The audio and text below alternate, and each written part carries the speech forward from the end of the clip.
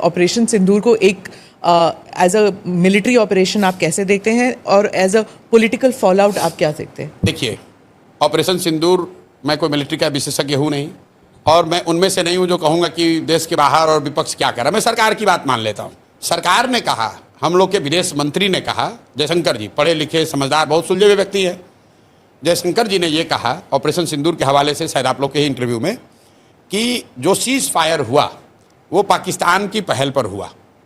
तो मैं भाई जयशंकर जी की बात को मानता हूँ। तो अगर पाकिस्तान के पहल पर सीज फायर हुआ, इसका मतलब कि पाकिस्तान दबाव में था, पाकिस्तान की हालत खराब थी। जो हारता है वही तो सीज फायर के लिए हाथ जोड़कर आएगा। तो अगर पाकिस्तान दबाव में था 1 दिन या 2 दिन के ऑपरेशन सिंदूर के बाद, तो भाई आप काहे सीज फायर किए? आपको 2-4 दिन और चलने देना चाहिए था, वो पाकिस्तान को मार के सेना वाले ठंडा कर देते। तो ये तो सरकार अपनी ही बात में फंसी हुई है। सरकार ये कह रही है कि मिलिटरीली ये सक्सेसफुल है। तो जब सक्सेसफुल था, पाकिस्तान घुटने पर आ गया था, आपसे सीज फायर के लिए रिक्वेस्ट कर रहा था, in the words of foreign minister Jaishankar, तो आपने सीज फायर किया क्यों? देश की जनता तो यही पूछ रही है कि भाई सीज फायर ये अचानक से क्यों हो गया? ट्रंप जी अपना अलग डफली बजा रहे हैं कि हमने अमेरिका से ही करा दिया। तो भाई ट्रंप की बात को हम क्यों मानेंगे? हम तो अपने देश की बात, सरकार की बात मानेंगे। हमारे देश की सरकार कह रही है कि पाकिस्तान के रिक्वेस्ट पर सीज फायर किया गया। तो देश के नागरिक होने के नाते हम लोग पूछ रहे हैं कि भाई इतने दिन के बाद मौका मिला था, आपने ऑपरेशन सिंदूर शुरू किया, देश भर के लोग आपके साथ खड़े हुए और पाकिस्तान की हालत ये हो गई कि एक ही दिन में सीज फायर के लिए वो घुटने पर आ गए थे, तो 2-4 दिन और चलने देते। सर, और अगर क्या ऑब्जेक्टिव था जो पूरा हो गया कि अच्छा, मीडिया में तो ये चला कि इस्लामाबाद लेना ऑब्जेक्टिव है, मीडिया में तो ये चला कि बलूचिस्तान को स्वतंत्र कराना ऑब्जेक्टिव है, मीडिया में तो ये चला कि जैसे इंदिरा जी ने, सुनिए ना भाई, हम कैसे बोल रहे हैं, मैं बोल रहा हूं भाई, लोगों ने ये कहा, सुनिए, अमित शाह जी ने कहा है पार्लियामेंट में कि हम लोग वो लोग हैं जो देश के लिए जीने मरने वाले हैं, पाकिस्तान ऑक्यूपाइड कश्मीर को लेना हमारा लक्ष्य है।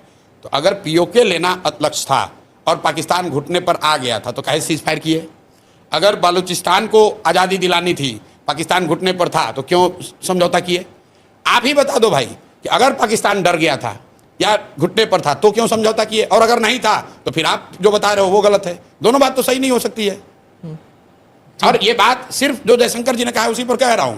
ट्रंप साहब तो कह रहे कि हम इंडिया को डरवा, इंडिया पाकिस्तान को दोनों को बुला के डांटे और इन लोगों में समझौता करा दिए। हम ट्रंप की बात पर नहीं जा रहे हैं, हम जयशंकर की बात कह रहे हैं। एंड तो कहीं होता है ना, क्या एंड? तो भाई वही एंड, मतलब लोग तो ये पूछ रहे हैं कि भाई आपने सायरन बजवाया, प्रैक्टिस करवाया, तो हम लोग तो तैयार थे 2-4-5 दिन के लिए। एक ही दिन में काहे सीज फायर कर दिए? 2-4 दिन और चलने देते, पीओके ले लेते हम लोग, तब आप कर लेते। बालूचिस्तान अलग हो जाता तब हम लोग कर लेते। अगर पीओके ले लेते जी ने समझौता कर लिया तो भाई कम से कम बांग्लादेश को अलग करा दिया ना, तो कुछ तो आप कर लेते। जो टेरर इंफ्रास्ट्रक्चर है वो तो ध्वस्त हुआ ना, ध्वस्त हो गया। विजुअल तो है, चले भाई रिकॉर्ड कर लो, विजुअल तो है। आप सरकार की ओर ना, विजुअल तो ठीक ही है। आप ये कह सकते हैं कि टेरर इंफ्रास्ट्रक्चर पाकिस्तान का ध्वस्त हो गया, कुछ डैमेज हुआ, तो सर लोग ये चाह रहे हैं कि जब मौका मिल गया था तो पूरा ही साफ कर देते। तो समतल थोड़ी ना कर सकते, एक मुल्क एक न्यूक्लियर अच्छा, तो उसके डर से रुक गए। कहीं तो रोकना पड़ेगा ना। तो ये पहले बता देते कि भाई हम शुरू करेंगे लेकिन न्यूक्लियर के डर से फिर रुक जाएंगे, तो पहले बता देते देश को भाई। अरे भाई आप ये बता दो कि चाहते क्या थे। मैं ये समझता था कि आपका उद्देश्य ये है कि टेरर इंफ्रास्ट्रक्चर पूरी तरीके से ध्वस्त कर दिया जाएगा। वो कोई नहीं कह सकता है कि हो गया है, कुछ टेरर इंफ्रास्ट्रक्चर को नुकसान हुआ होगा। दूसरा उद्देश्य अगर ये था कि आप पीओके को स्वतंत्र करा देते, वो तो हुआ नहीं। ये तो मीडिया कह रहा था ना, सरकार ने तो कभी नहीं कहा कि बलूचिस्तान को आजादी देना एक लक्ष्य था भारत का। ये तो कभी कहा नहीं। वो तो जैसे इंदिरा जी के भी टाइम में उन्होंने ये थोड़ी ना कहा शुरू में होगा कि हम बांग्लादेश को स्वतंत्र कराना हमारा लक्ष्य है। ये तो बीजेपी के स्वयंभू नेताओं ने कहा कि अरे आपने इंदिरा जी को क्या देखा, हम तो पाकिस्तान को 4 टुकड़ा में कर देंगे, हम बलूचिस्तान बना देंगे, हम पीओके ले लेंगे। तो भाई कर लेना था। फिर आप कह रहे हैं भाई तो न्यूक्लियर स्टेट है, तो भाई न्यूक्लियर स्टेट वो एक ऑपरेशन सिंदूर होने के बाद थोड़ी ना बना, वो तो पहले से भी था। वो तो असेसमेंट मोदी जी जैसे विद्वान लोगों ने किया ही होगा पहले से। तो भाई काहे लड़ाई शुरू किए?